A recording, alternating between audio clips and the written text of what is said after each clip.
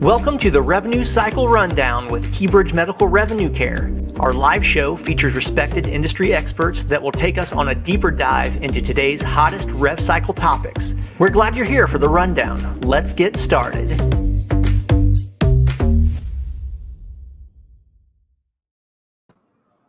Hey everybody, good afternoon. Welcome to the Revenue Cycle Rundown. I'll be your host today, Brian Garver from Keybridge Medical Revenue Care. And we're bringing the Rev Cycle Rundown to you live from Denver, Colorado. We're out here for the HFMA Annual Conference. I'm here with a couple of my associates from Keybridge, Kayla Howell, many of you may know Kayla, and then also Robin King. Robin's out of Atlanta.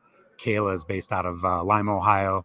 And we're excited to be out here near the Rocky Mountains. But just wanted to catch up today and give you guys a feel. If you weren't able to come out here, what's going on? What are we doing? How's this conference been? What are some of the exciting things that have been going on? So just going to give you a quick update today. But first, I wanted to tell you a little bit about this amazing city, right? If you've ever been to Denver, you know what I'm talking about. It's a place that you just want to come back to over and over and over again. It's absolutely spectacular for a lot of reasons, and you should get out here sometime. I looked up a couple interesting factoids about Denver, and I thought I'd share them with you first as we get started today. First of all, did you know that Denver is not in the mountains? It's at the foothills, basically, of the Rocky Mountains. There are 200 named peaks that are visible from Denver, though. So you can literally look west and see the peaks of the Rocky Mountains. But if you turn and look east, you see nothing but flat plains. That's it. What's amazing when you turn west, though, and look at the Rocky Mountain range, the panorama visible from downtown Denver is 140 miles long. So you can just imagine that massive panoramic view of the Rocky Mountains and the 200 named peaks that you can see. And also, did you know that,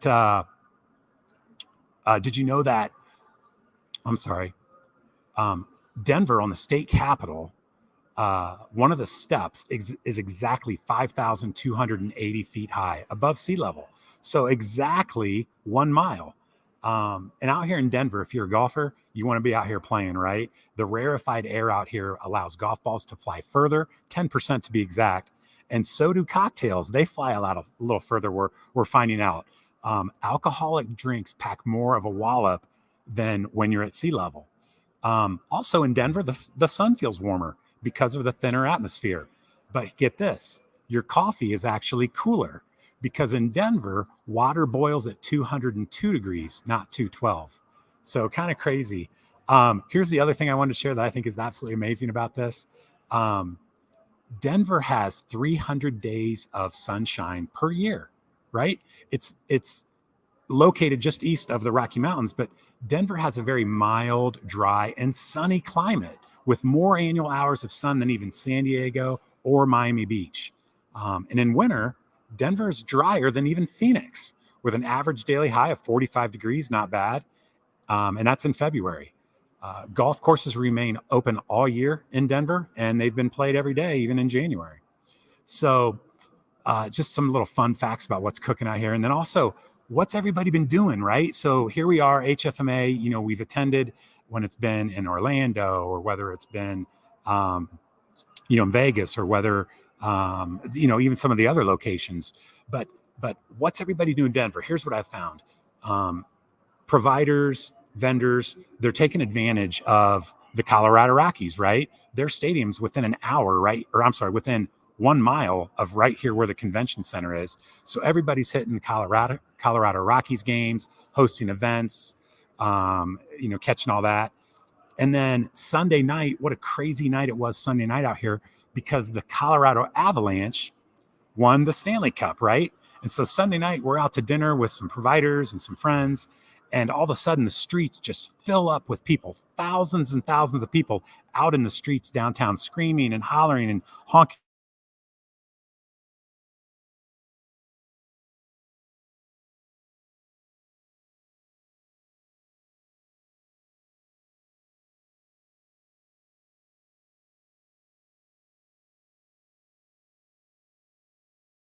at me as far as the conference goes. First of all was the keynote by Dr. Kelly Harding. She's a physician and a writer, and she gave a keynote called The Science of Kindness. And here's what blew me away. First of all, I like to think of kindness being near and dear to my heart. It's very personal to me. And I hope that you all have ever met me, see that. But Dr. Harding presented what she calls a radical approach to better health. A radical approach to better health. She talked about how biomedicine and breakthroughs in therapeutics, they're necessary, they're critical, and we got to keep doing that. But could there be something right under our nose that's even more impactful on our health? And what she stated and showed was an ongoing study at Harvard University that shows that happy social connections that people have with each other lead to longer, healthier lives with less health problems. And isn't that what healthcare is all about? And so what happens in our body, and our body responds to positive social connections, happy connections, right? So what are we all doing? I think the one thing that she challenged us about that is, this is the data. Here's what it shows, but how can we connect? How can we boost those kind of connections, whether we're at work, whether we're at home? Is it a priority in our lives? But if it's not, it should be, right? So great keynote from Dr. Harding.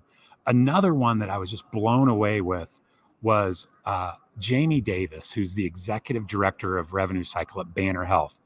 She did a breakout session that just really grabbed my attention, and it was a packed house too. The room was full. But what she's challenging us to do is to reimagine the relationship between payer, provider, and patient. And what she really stressed was that, the system as we know it today is very broken. And all of us know a lot about this, right? But she said, we're not here to just make things better. A better broken system isn't a solution, right? A better broken system is not what we're after. We've got to reimagine and focus on doing things different. That's the key word, different. She was very adamant and passionate about this. And the data she showed was just really eye-opening. And then some of the ideas that Banner Health is working on. But one of the things she showed was data and reports that the U.S. continues to lag behind in healthcare. We continue to lag behind in healthcare. In all developed nations, life expectancy in the United States is dead last, right? But get this, in the healthcare cost per capita, we're first, most expensive, right? What's wrong with that picture? She went on to talk about that more, about how broken this is. And then she showed it. She showed a quote from Walter Cronkite, and I'll never forget it. And it was kind of shocking, but Walter Cronkite said, America's healthcare system is neither healthy, caring, nor a system. So, wow, eye-opening message here. As a matter of fact, some of the other data that she was able to give that I wanted to share with you today, that the average patient administrative contacts per visit are how many? A whopping 17. That's the average patient administrative contacts for every visit. 17? I mean, this is redundant. It's expensive. It's time consuming. It's not a good patient experience. Also, the percentage of patient contacts that actually resolve a balance, only 12%. There's a 60% increase in patient balances greater than $2,000 now. How about that? Patient balances of over $2,000, there's been a 60% increase in those. And then lastly, one other factoid that she gave that I thought was worth sharing today was that there's an average of 11 months now to fully adjudicate complex claims. An average of 11 months to do that. So what I liked about Jamie's message was she wasn't just complaining or sharing the facts. She's saying, hey, here's our current state. Let's not ignore it. Let's deal with it. But what she talked about is how her and Banner Health and other large systems are now talking about and promoting what they call a single platform of all patient data, right? One platform in the United States for all patient data to be stored and housed, where any healthcare system will have immediate access to it, real time. They can go grab that patient data. And then also the payers would be connected to that same single real-time platform of all patient data. So this will help drastically in, first of all, no discrepancy in data. Everybody's got the exact same data, for one. because that's what a lot of the time-consuming tasks and costs come from, right? And then also she explained that if we had this platform, there'd be no redundancy throughout the process of gathering patient data. And that'll significantly reduce overall costs and improve the speed to account resolutions. So I couldn't agree more with what Jamie had to say. I think we do need to think about doing things differently. Let's not continue to do things as we've always done them and just keep finding small, better ticks and improvements in the way we've always done it. She's challenging us that as a system, as a healthcare system in America, we have to just reimagine the whole process, find ways to reduce the redundancy and the ridiculousness that goes on with some of this stuff. So great message. So while we've been out here, we've had multiple one-on-ones with CFOs from all across the country, from Washington State to Iowa, Missouri, and many other locations. But one common pain point we continue to hear about from all these providers continues to be staffing shortages, right? And I think you guys all know what I'm talking about. You're feeling the same squeeze. Staffing shortages, retaining staff, recruiting talent, and a lot of them have given up on recruiting talent. They're just recruiting people and committing to just training them themselves. And this is happening in all areas of healthcare, whether it's clinical, whether it's in the business office, and even other areas of, their healthcare provider location. So seeing a lot of that, hearing a lot about it, and we're brainstorming solutions to this. One of them that really comes to mind is, how do you retain talent? How do you recruit talent? Well, there's a lot of pegs on that, but one of them is through culture, right? People want to stay within a workplace culture that's meaningful. It's exciting. It's one that is driven out of purpose. And if you're promoting that, you can't just say it once and be like, yeah, that's what we do. But if it really becomes part of who you are as a healthcare organization, and I mean, it just oozes out of you, then that's going to be an environment where you can retain staff better. You can recruit talent better. So a pure, real, in-depth focus on culture in all areas, business office and otherwise. And then also we talked about ongoing training of culture, ongoing training about high-performing teams, ongoing training about how we all in different areas of healthcare can make a difference. If we don't keep sharpening that saw, it gets dull through the day-to-day grind, the burnout that takes place in healthcare today. So if we're not sharpening that saw regularly and consistently in our healthcare environment, the blade will become dull. We will lose more staff, and it will be harder to recruit talent as well. So some great conversations took place.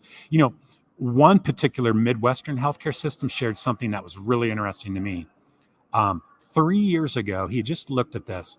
3 years ago, they had spent $400,000 on traveling and interim nursing programs and staff. $400,000. That was 3 years ago. Guess what they've spent over the last 12 months? $8 million. So that's a 20-fold increase in costs. And he's very concerned because he just doesn't know, now that this has happened, now that it's happening, now that it's shown to everybody, like, hey, here's what I can do and how I can go make, a lot of money in a shorter period of time. How do we move away from that? We can't fight it with more money, right? You can't solve that by just throwing more money at it. It's got to come through purpose, through culture, through other means of, holding on to our most talented folks at our healthcare facilities. So with that, guys, I just wanted to wrap up. I really appreciate you joining us today and saying hi. We're having a great time in Denver. Things wrap up tomorrow. There's a fantastic session tomorrow that I thought was really interesting. I'll tell you just a real quick summary of it, because I think you can go view it online. If you register for this, you can go view it tomorrow online. But the presentation is by Dr. Karen DeSalvo. And check this out. Dr. Karen DeSalvo is the Chief Health Officer at Google Health now. So they have a Chief Health Officer at Google. And she's going to tell the story tomorrow of how her education, her experiences, and her career in healthcare in an improving healthcare has led her to find her destiny, which she believes is at Google. That's where she can make the biggest impact on improving healthcare. So we're seeing this massive blend of, clinical healthcare and technology, and seeing where it can take us.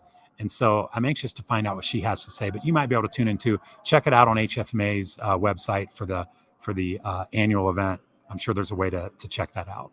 So with that, folks, thanks again. Be sure to go to the revenuecyclerundown.com. Sign up so that you get alerts of all of our future Rev Cycle Rundown events like what we're doing today. And I just wish you guys all a great day. Keep smiling and keep doing what you do. Appreciate what everyone out there is working towards. Have a great day. We'll see you soon on another Revenue Cycle Rundown.